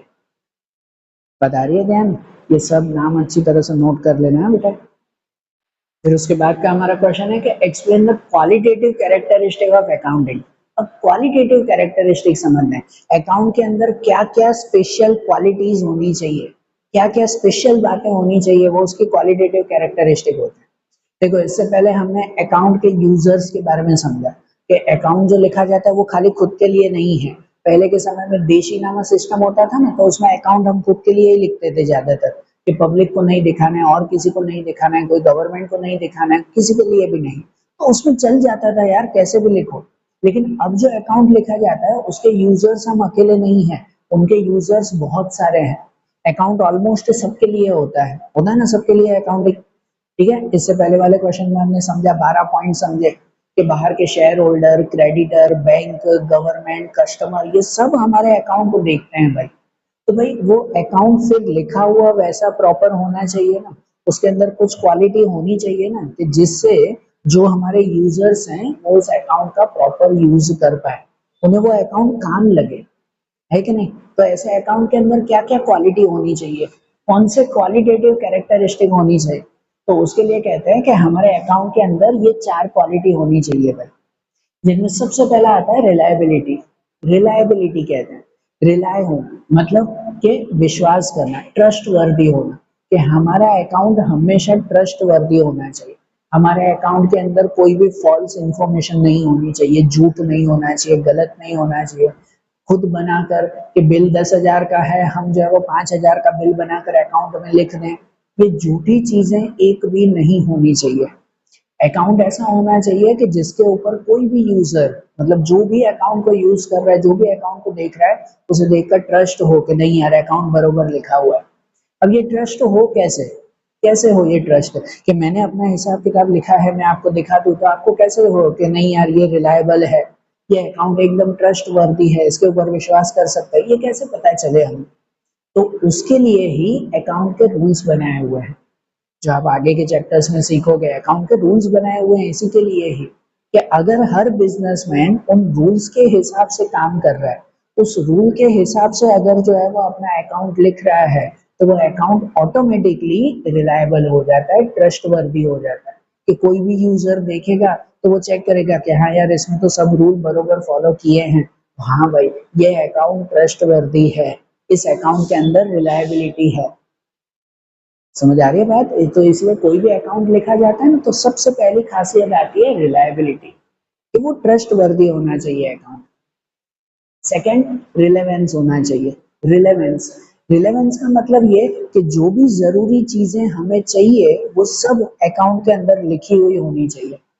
अकाउंट का यूज हम क्यों करते हैं पता है? तो ज्यादातर कोई भी तरह का डिसीजन लेने के लिए, कुछ भी डिसीजन, भले प्रेजेंट डिसीजन हो, फ्यूचर डिसीजन हो, पास्ट डिसीजन हो, कुछ भी, कोई भी डिसीजन लेने के लिए हम अकाउंट का यूज करते हैं। और डिसीजन लेने के लिए हमें कुछ इंफॉर्मेशन चाहिए होती है, कुछ तो इंफॉर्मेशन चाहिए कि अगर मुझे कुछ एक्सपेंस का डिसीजन लेना है तो मुझे एक्सपेंस की पूरी इंफॉर्मेशन होनी चाहिए अकाउंट के अंदर, है कि नहीं? अगर मुझे मेरी लायबिलिटी का डिसीजन लेना है तो लायबिलिटी की पूरी इंफॉर्मेशन मेरे अकाउंट के अंदर होनी चाहिए, होनी चाहिए कि नहीं? पक्का ना? तो इसी बात को हम रिलेवेंस कहते हैं, रिलेवेंस की क्वालिटी कहते हैं, कि भाई जो भी जरूरी चीजें चाहिए, जो भी चीज की नीड हो, वो सब चीजें अकाउंट के अंदर होनी चाहिए। सादी भाषा में कहो तो अकाउंट आधा अधूरा नहीं होना चाहिए, सब बातें बरोबर होनी चाहिए, कि जितने भी यूजर्स हैं अकाउंट को यूज करने वाले, भले हम खुद हो या बाहर कोई भी अकाउंट का यूज कर रहा हो, उसके रिलेटेड सब इंफॉर्मेशन अकाउंट के अंदर प्रेजेंट होनी चाहिए।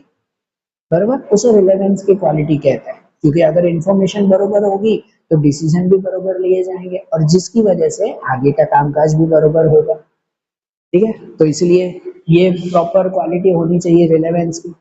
दूसरी आती है अंडरस्टैंडेबिलिटी।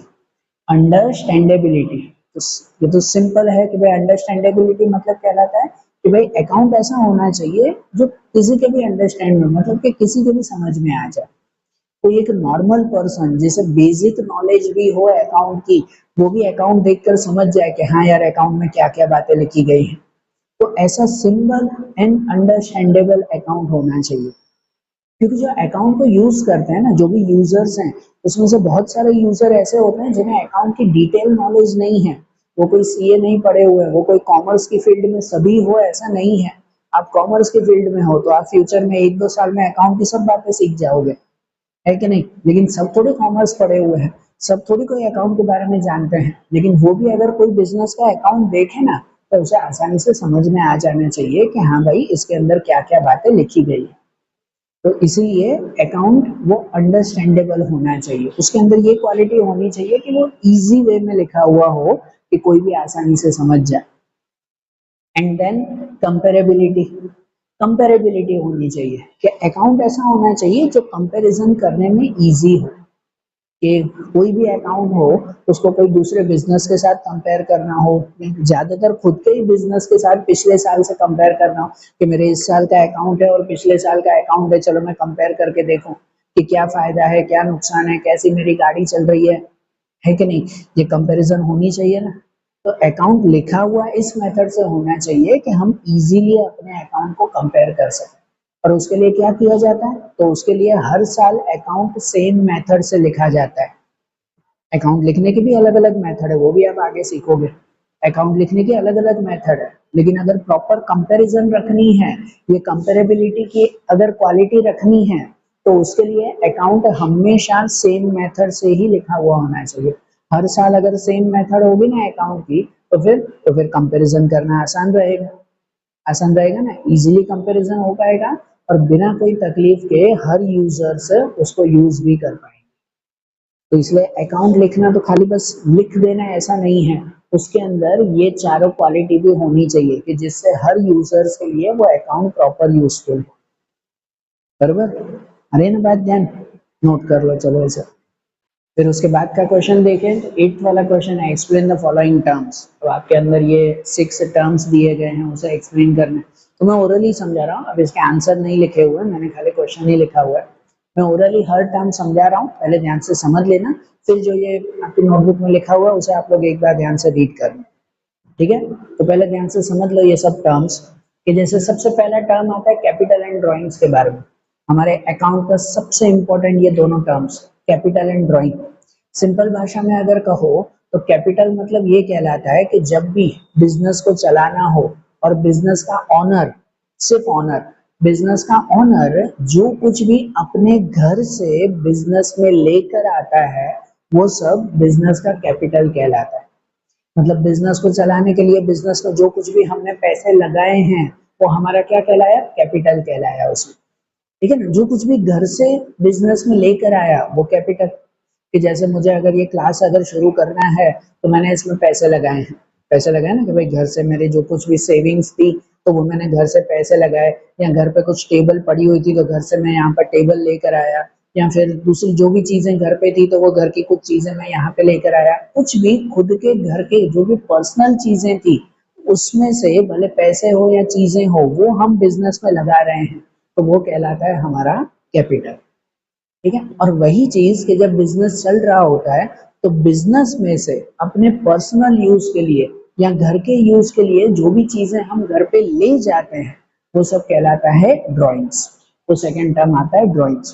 कैपिटल एंड ड्राइंग्स दोनों एक दूसरे के अपोजिट है।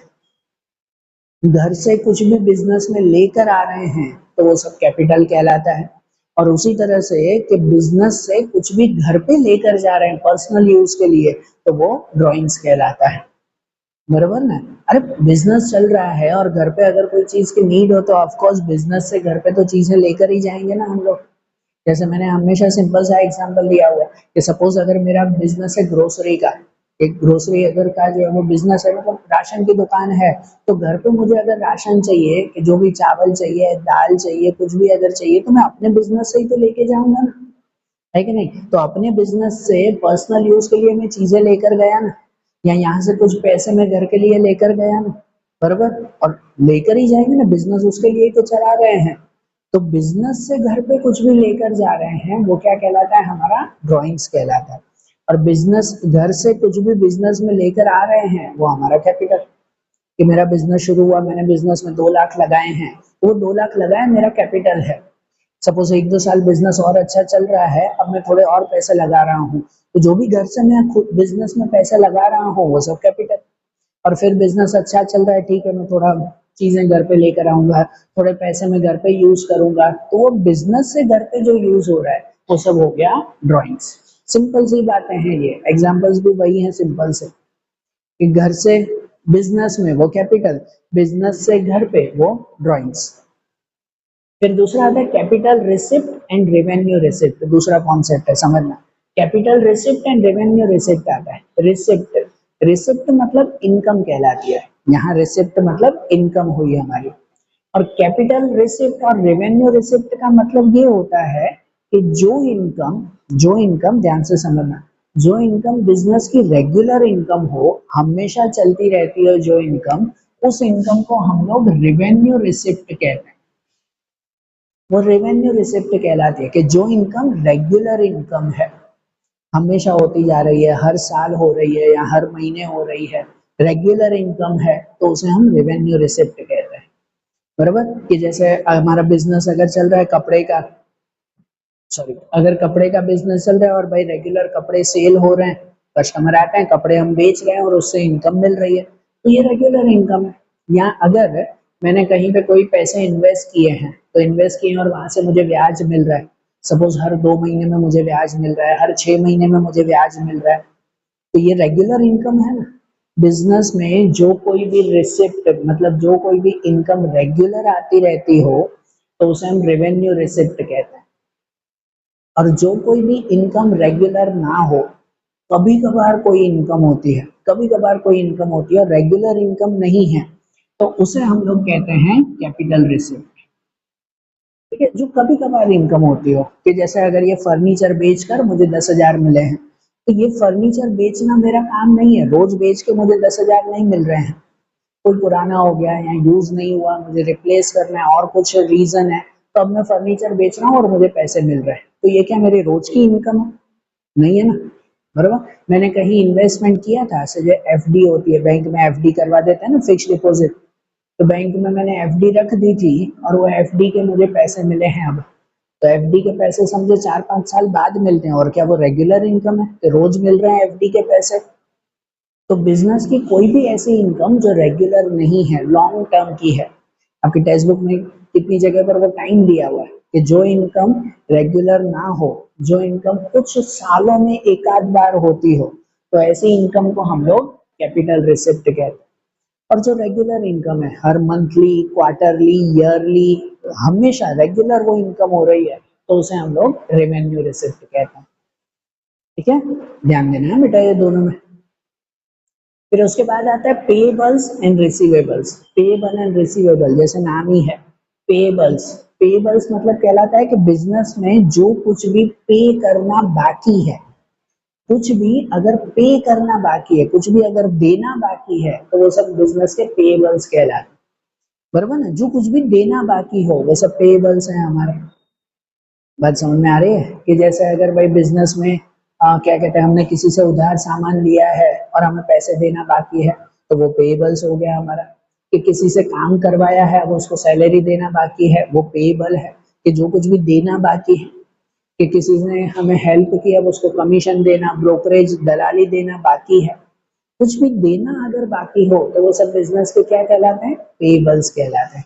कि विच आर एबल टू पे, विच आर एबल टू पे, वो दे आर पेएबल्स, कि भाई उसे हमें पे करना है। और उसी का ही अपोजिट रिसीवेबल होता है। रिसीवेबल कि जो कुछ भी बिजनेस में किसी से लेना बाकी है, तो वो रिसीवेबल कहलाता है। जो which are able to receive, कि जो हमें रिसीव करना बाकी है, कि किसी को हमने उधार पे सामान बेचा था, अब पैसे लेना बाकी है। कि किसी को हमने हेल्प की थी, अब उससे कमीशन लेना बाकी है, या और कुछ जो है वो पैसे लेना बाकी है। किसी को हमने ब्याज पे पैसे दिए थे, वो ब्याज लेना बाकी है। समझ आ रही है बात? कहीं से कुछ भी अगर लेना बाकी हो, तो वो सब हमारे क्या आ जाते हैं? रिसीवेबल्स आते हैं। और कहीं पे कुछ भी देना बाकी है, तो वो सब पेएबल्स कहलाते हैं, बराबर। फिर debit and credit. Debit and credit, इसका कोई क्या कहते हैं डेफिनेशन नहीं है। डेबिट एंड क्रेडिट वो डबल एंट्री सिस्टम है। अकाउंटिंग लिखने की जो डबल एंट्री सिस्टम आता है, उस डबल एंट्री सिस्टम के अंदर अकाउंटिंग दो पार्ट में लिखी जाती है। उन दो साइड को हम लोग डेबिट एंड क्रेडिट कहते हैं, बराबर ना। दो साइड हमारी डेबिट एंड क्रेडिट कहलाती है, जिसमें लेफ्ट साइड हमारी डेबिट और राइट साइड हमारी क्रेडिट की आती है। होता है ना वैसा, कि भाई डेबिट एंड क्रेडिट जो है वो दो साइड है। हम कोई भी अगर अकाउंट लिख रहे हैं, तो वो अकाउंट की दो साइड होती है, कि एक साइड हमारा डेबिट और एक साइड हमारा क्रेडिट होता है। एंड रूल्स के हिसाब से जो भी डेबिट एंड क्रेडिट के रूल्स हैं, जो रूल्स आप आगे के चैप्टर में सीखोगे, जो भी रूल्स हैं, उन रूल्स के हिसाब से उस डेबिट और क्रेडिट में एंट्री की जाती है। ठीक है, तो डेबिट एंड क्रेडिट इसकी कोई प्रॉपर डेफिनेशन नहीं है, ये एक्सप्लेनेशन में आप लोग लिख सकते हो कि डबल एंट्री सिस्टम में हर अकाउंट की दो जगह पर एंट्री होती है, और वो दो जगह की एंट्री एक डेबिट और एक क्रेडिट कहलाती है। ऐसे भी लिख सकते हैं कि कोई भी अकाउंट के अंदर, कोई भी अकाउंट के अंदर हमेशा दो साइड बनी होती है, एक डेबिट और एक क्रेडिट साइड, बराबर, जो डबल एंट्री सिस्टम में ही यूज होता है। फिर उसके बाद एक टर्म आता है अकाउंट। अब यहाँ अकाउंट क्या? तो यहाँ अकाउंट मतलब एक तरह से वो कहलाता है कि बिजनेस में हम जो भी ट्रांजेक्शन करते हैं, जो कुछ भी हम लोग लेन देन कर रहे हैं बिजनेस के अंदर, वो बिजनेस की लेन देन में कुछ भी तरह की लेन देन होती हो, तो उस लेन देन के अंदर हर नाम का, हर एक्टिविटी, हर ट्रांजेक्शन, हर नाम, हर चीज का एक अलग से पेज बनाते हैं, एक अलग से उसकी समरी लिखते हैं, उसे हम लोग उसका अकाउंट कहते हैं। ठीक है ना, बिजनेस के अंदर वो अकाउंट कहलाता है। जैसे एक एग्जांपल दूं कि सपोज आप अगर हो क्या XYZ, जो भी आपके साथ रोज का मेरा लेन देन है, तो भाई रोज मैं आपको कुछ सामान बेच रहा हूँ, आप पैसे दे रहे हो, फिर मैंने कुछ उधार पे बेचा है, फिर आपने थोड़े कुछ पैसे दिए, फिर कुछ हुआ, ये लेन देन चल रहा है। अब मुझे अगर साल के एंड में पता करना है कि आपसे कितना लेन देन बाकी है, कितना लेना बाकी है या कितना मुझे देना बाकी है, ये अगर मुझे साल के एंड में पता करना हो तो मैं क्या करूँ? तो क्या करूंगा कि मेरे पास जो अकाउंट की बुक होगी ना, उसमें आपके नाम का एक अलग से पेज बना हुआ होगा, वो आपके नाम का अकाउंट कहलाएगा। अकाउंट वो सेपरेट पेज है, सेपरेट समरी है ऑफ एनीवन, जिसके साथ भी बिजनेस चल रहा है, जो कुछ भी बिजनेस में कामकाज चल रहा है, सबका एक सेपरेट पेज है, एक सेपरेट समरी बनी हुई होती है, उसे बिजनेस का अकाउंट कहते हैं।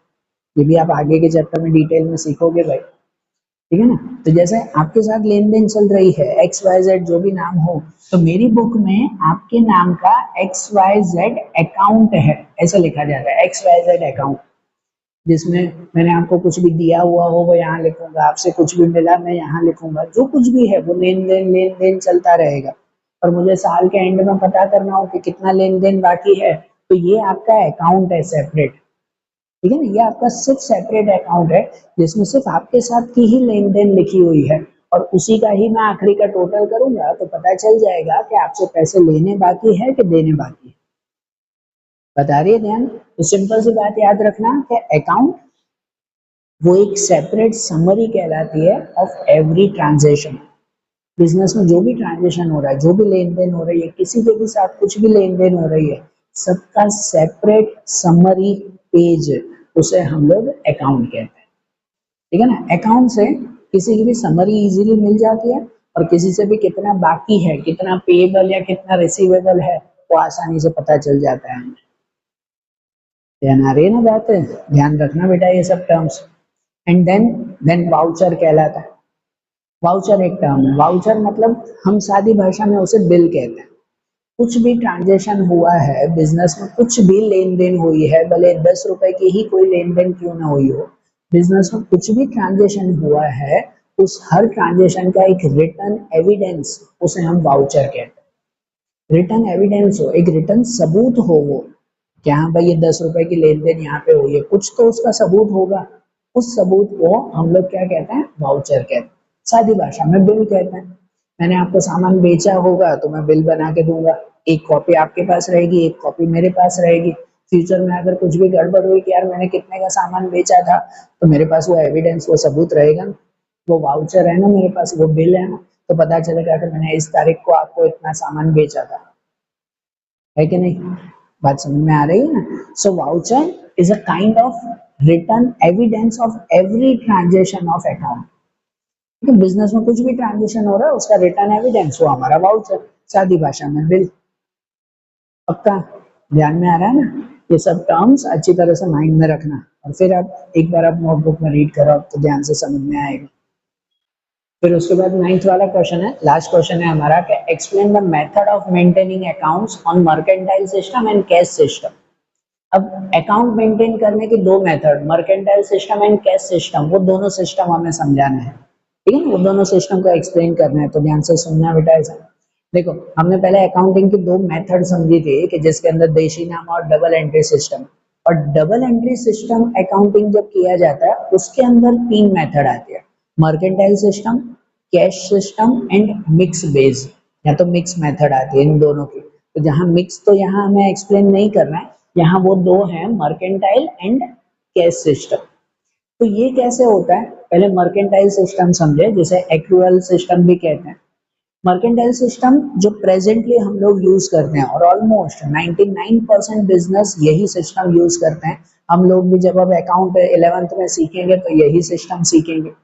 मर्केंटाइल सिस्टम कहलाता है मेन चीज कि जिसके अंदर cash plus credit transaction of present year only, सिर्फ करंट ईयर के ही कैश और क्रेडिट वो दोनों ट्रांजेक्शन लिखे जाते हैं, कि प्रेजेंट ईयर का एक ही साल का, सिर्फ कि इस साल के अंदर हमने कितने ट्रांजेक्शन किए हैं, भले वो कैश में हो या क्रेडिट में हो, वो सब चीजों का रिकॉर्ड उसमें किया जाता है। जो भी हम परचेस और सेल करते हैं, जितने भी इनकम और एक्सपेंसेस होते हैं हमारे, जितने भी एसेट्स एंड लायबिलिटीज हमने खरीदे हैं, बेचे हैं, कुछ भी किया है हमने, इस साल के अंदर जो भी हमारा अकाउंटिंग ईयर होता है, अकाउंटिंग ईयर होता है ना 1 अप्रैल से शुरू होकर 31 मार्च तक, तो ये जो अकाउंटिंग ईयर होता है, इस साल के अंदर हमने कितनी लेन देन की है सिर्फ उसी का ही रिकॉर्ड किया जाता है, और उस लेन देन में कैश और क्रेडिट दोनों होते हैं, बरोबर ना, कैश एंड क्रेडिट वो दोनों ही रिकॉर्ड इसके अंदर किए जाते हैं, ये चीज ध्यान में रखें।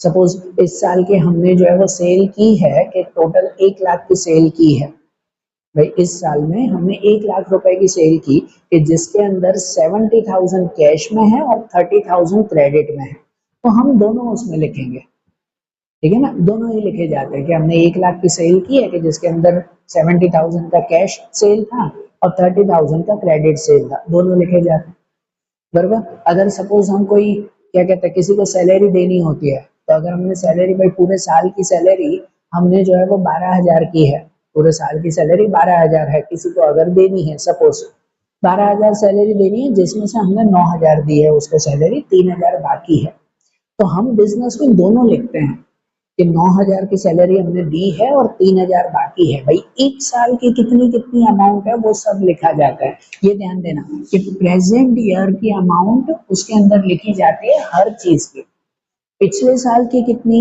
आगे के साल की कितनी, वो सब अमाउंट इसके अंदर नहीं लिखते, मर्केंटाइल सिस्टम में नहीं लिखते, प्रेजेंट ईयर की ही अमाउंट लिखी जाती है कि इस साल की सैलरी 12,000 है, तो ठीक है 12,000 में से 9,000 दिए हैं, 3,000 बाकी है, तो वो दोनों लिखे जाएंगे। बात समझ में आ रही है ना, ये मर्केंटाइल सिस्टम कहलाता है हमारा। कोई भी चीज में सपोज अगर मुझे किसी से कमीशन मिलनी है समझो 20,000 कमीशन मिलनी है, उसमें से 15,000 मिली, 5,000 बाकी है, तो हम दोनों लिखेंगे उसके अंदर, हम अकाउंट में दोनों लिखते हैं कि 15,000 की कमीशन मिल चुकी है, 5,000 की बाकी है, एक साल की कमीशन 20,000 की है, ऐसे लिखा जाता है। बता रही है ध्यान, पर ये ध्यान रखना मर्केंटाइल सिस्टम में करंट ईयर का होता है, प्रीवियस ईयर जो पिछला साल हो गया या फिर जो नेक्स्ट ईयर आने वाला साल होगा उसकी चीजें नहीं लिखते, कि भाई ऐसा नहीं होता है कि भाई इस साल की सैलरी 12,000 की है तो हमने लिखा 9,000 दिए हैं, 3,000 बाकी है, और सपोज अगर ऐसा भी हो कि आगे भी 6 महीने हम नहीं देने वाले हैं, पता है कोई प्रॉब्लम है या कुछ है कि आगे भी 3-4 महीने या 6 महीने हम और भी नहीं देंगे, तो वो पहले से ही हम नहीं लिखते कि यार 6 महीने की और भी उधारी होगी, ऐसा थोड़ी। इस साल का कितना है, इस साल की कितनी सैलरी है 12,000, उसमें से 9,000 दिए हैं, 3,000 बाकी है, तो इस साल का हमें लिखना है, आगे के साल का बाकी है वो हमें नहीं लिखना है। सपोज बाकी क्यों, अगर आगे के साल का हमने एडवांस में दे दिया, किसी को मैंने अगर सामने वाले को सैलरी दी है और सैलरी 12,000 है, मैंने उसको 18,000 सैलरी दे दी है, ये 6 महीने की एडवांस में दे दी है, फिर भी मैं अकाउंट में कितना लिखूंगा, 12,000 ही लिखूंगा, 18,000 नहीं लिखूंगा। यही मेन चीज है मर्केंटाइल सिस्टम की, कि प्रेजेंट ईयर की अमाउंट लिखी जाती है, भले वो कैश में हो कि क्रेडिट में हो।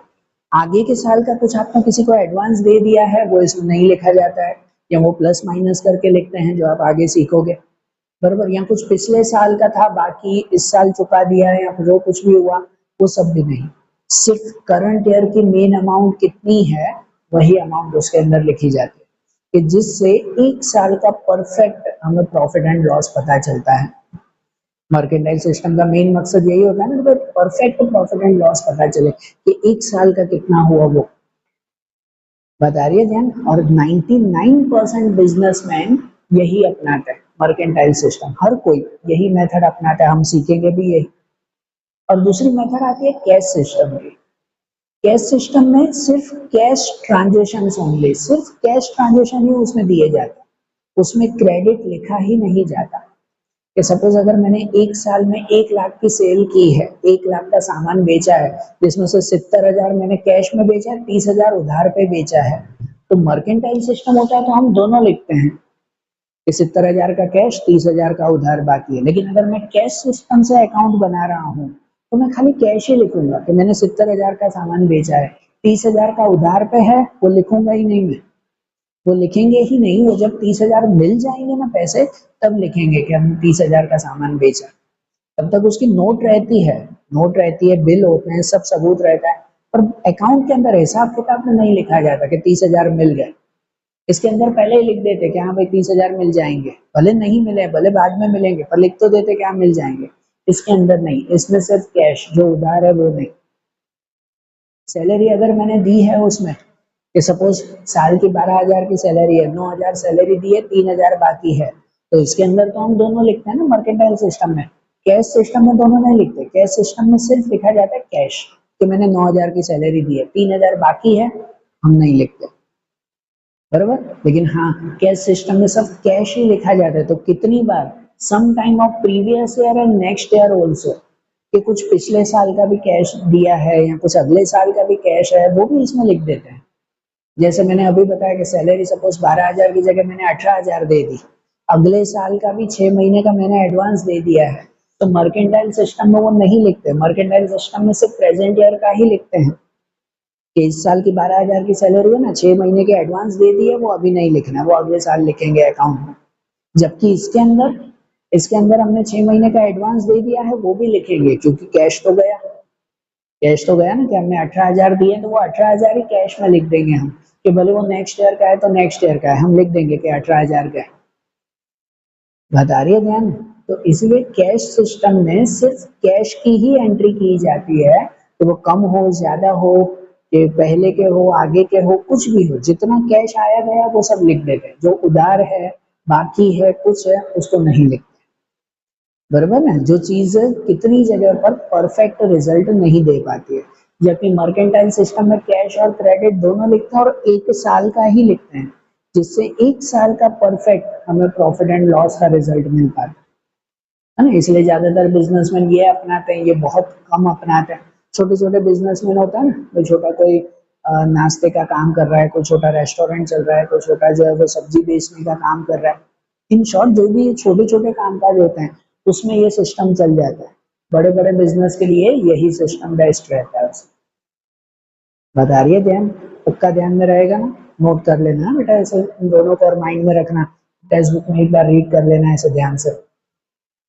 आज जैसे हमने ये चैप्टर समझा, एक्सप्लेनेशन, सब क्वेश्चन आंसर्स भी समझे, फिर वैसे ही दूसरे चैप्टर का भी एक्सप्लेनेशन, एक्सरसाइज के सब क्वेश्चन आंसर्स वो अब हम लोग अगले वीडियोस में देखेंगे। ओके, चलो, थैंक यू।